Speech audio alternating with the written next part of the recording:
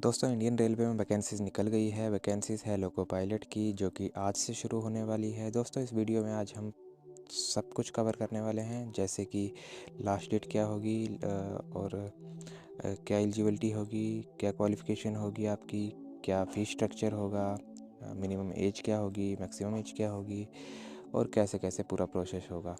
तो दोस्तों नमस्कार, मेरा नाम है पारस, आप देख रहे हैं डेट्स एंड डाटा। चलिए वीडियो को शुरू करते हैं। तो दोस्तों जो वैकेंसी है वह है इंडियन रेलवे की असिस्टेंट लोको पायलट की वैकेंसी है, एएलपी रिक्रूटमेंट 2024। ठीक है। तो दोस्तों शनिवार से स्टार्टिंग है एप्लीकेशन की, मतलब कि आप फॉर्म भर सकते हैं आज से ही। तो दोस्तों एप्लीकेशन बिगिन डेट है जो कि 20/1/2024 है। आप यहाँ पर भी देख सकते हैं, ये है डेट। उसके बाद दोस्तों लास्ट डेट जो है वो पूरा 1 महीना चलेगी, मतलब कि 19/2/2024 को ख़त्म होगा आपका एप्लीकेशन का प्रोसेस। मतलब कि आप एप्लीकेशन 19 तारीख तक अप्लाई कर सकते हैं। उसके बाद दोस्तों 19 तारीख ही एग्ज़ाम फ़ीस सबमिट करने की है। और दोस्तों करेक्शन मॉडिफाई आप 20 से 29 फरवरी, मतलब कि अगर आपसे कुछ गलती हो गई है या आपके डॉक्यूमेंट कम हैं वो अपलोड करने हैं, कुछ भी इस तरीके से कोई भी दिक्कत आती है, तो आप 20 फरवरी से 29 फरवरी तक आप इसको करेक्शन कर सकते हैं। और दोस्तों एग्ज़ाम डेट की बात करी जाए तो वो तो शेड्यूल के हिसाब से ही, मतलब कि वो लोग डिसाइड करते हैं। और एडमिट कार्ड आपको पता ही है 7 से 10 दिन पहले आता है एग्ज़ाम से। तो दोस्तों अब बात करते हैं एप्लीकेशन फ़ीस की। तो दोस्तों एप्लीकेशन फ़ीस होगी जनरल की जो होगी वो 500 रुपये होगी, SC ST OBC की 250 रुपये होगी, EWS के साथ। तो दोस्तों ऑल कैटेगरी जो फीमेल है वो 250 रुपये होगी, मतलब कि जो भी लड़कियां अप्लाई करेगी, औरतें अप्लाई करेगी, वो सिर्फ 250 रुपये देकर एग्ज़ाम भर सकती है। उसके बाद दोस्तों आप देख सकते हैं railway assistant loco pilot notification.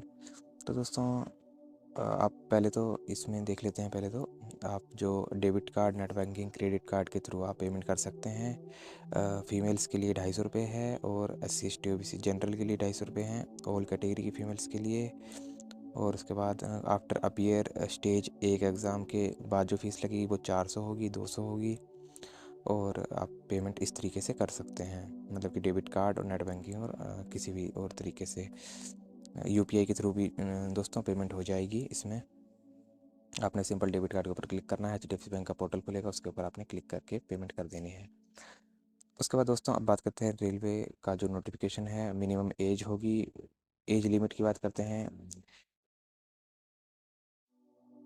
तो दोस्तों 18 साल आप मिनिमम होने चाहिए। 17 साल या उससे कम के होंगे, या 18 साल या उससे कम के होंगे, 18 साल से कम के होंगे तो आप अप्लाई नहीं कर सकते। हाँ 18 के हो गए होंगे आज की डेट तक तो आप अप्लाई कर सकते हैं। मैक्सिमम एज आपकी 30 साल होनी चाहिए। 30 साल आपकी मैक्सिमम एज होनी चाहिए, मतलब कि आप 31-32 के नहीं हो। हाँ अगर आप 31-32 के भी हो गए हैं तो आपको कैटेगरी के हिसाब से एज रिलैक्सेशन मिल सकता है।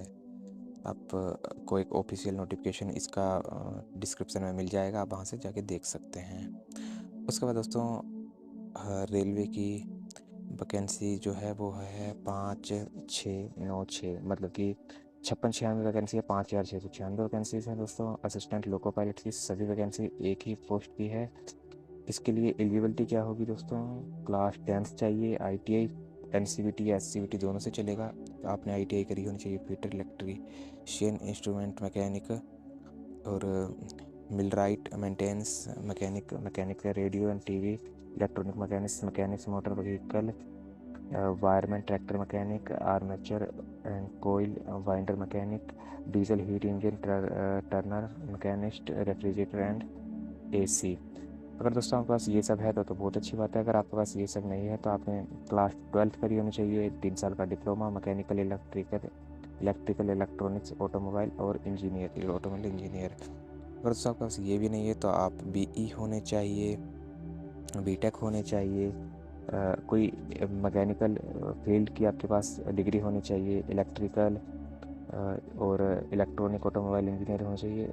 और दोस्तों अगर आपके पास ये सब भी नहीं है तो आपके पास एक नोटिफिकेशन आपको डिस्क्रिप्शन में मिलेगा, आप वहाँ से जाके उसको पढ़ सकते हैं। तो दोस्तों अगर ये सब तो आपके पास इनमें से एक चीज़ होनी ही चाहिए। अगर आपके पास ये भी नहीं है तो आप अप्लाई मत करिए। और हाँ, अगर आप फिर भी सोच रहे हैं कि कर लेते हैं तो फिर आप कर लीजिए, लेकिन हाँ, नोटिफिकेशन आप पहले पढ़ लीजिएगा।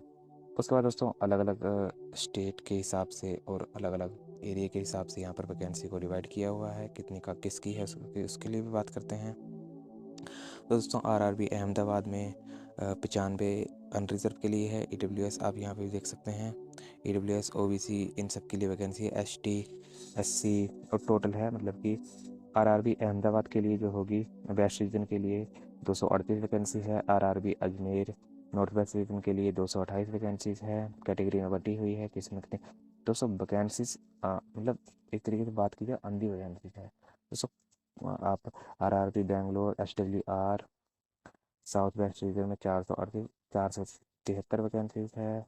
आरआरबी भोपाल WCR में 219, भोपाल में वेस्ट रीजन में 65 और भुवनेश्वर में 280, बिलासपुर 124, बिलासपुर के ही SECR में 1192, चंडीगढ़ में 66, चेन्नई में 148, गोरखपुर में 43, गुवाहाटी में 62, जम्मू एंड श्रीनगर में 39, कोलकाता में 254, कोलकाता SCR में 91, मालदा ER में 161। दोस्तों आप इस तरीके से पूरा का पूरा इसको देख सकते हैं किसमें कितनी वैकेंसी हैं।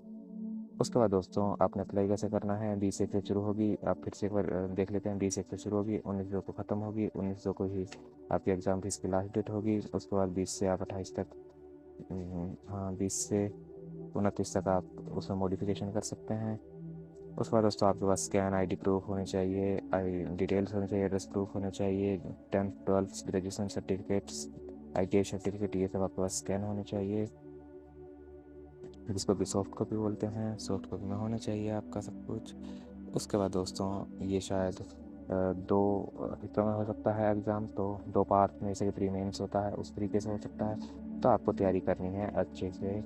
और तो दोस्तों इस वीडियो में इतना ही। आने वाली सभी वैकेंसीज़ की और पोस्ट की, नौकरियों की, सरकारी हो या प्राइवेट, किसी भी कॉलेज का एडमिशन हो, आप किसी कॉलेज में एडमिशन लेना चाहते हैं और आपको समझ नहीं आ रहा कौन से कॉलेज में कम फीस में एडमिशन ले, वो भी सरकारी होना चाहिए, तो दोस्तों चैनल को बिल्कुल सब्सक्राइब करिए। आपको सभी जानकारी पूरे नॉर्थ इंडिया की सरकारी, मतलब कि पंजाब, हरियाणा, हिमाचल, उत्तराखंड, यूपी, बिहार और भी अगर नेपाल कोई स्टेट बची हो, उस नेपाल से चलो दूसरी कंट्री है, बट हाँ इस तरीके से आपकी कोई भी स्टेट बची है नॉर्थ इंडिया की, जम्मू कश्मीर तक, आपको हम सब कवर करते हैं। तो दोस्तों मिलते हैं अगली वीडियो में। Bye bye.